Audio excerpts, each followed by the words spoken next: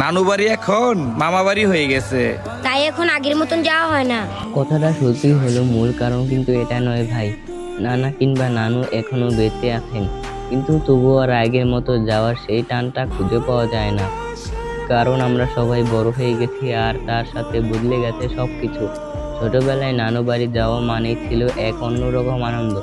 সবাই একসাথে বসে সারাদিন কত যে মজা আর গল্প করা, রাত জেগে আড্ডা দেওয়া, সব মনে পড়লে আজও মনটা কেমন করে ওঠে। কিন্তু এখন আর আমরা আগের মতো একসাথে বসে খেতে পারি না। এখন নানু বাড়ি গেলেও সবাই আলাদা আলাদা রুমে বসে মোবাইল দেখতে দেখতে খাই। আগের মতো একসাথে বসে খাওয়া দাওয়া, গল্পটাই এখন আর হয় না। তাই নানু বাড়ি যাওয়ার সেই আগের মতো ইচ্ছাটাও কাজ করে না।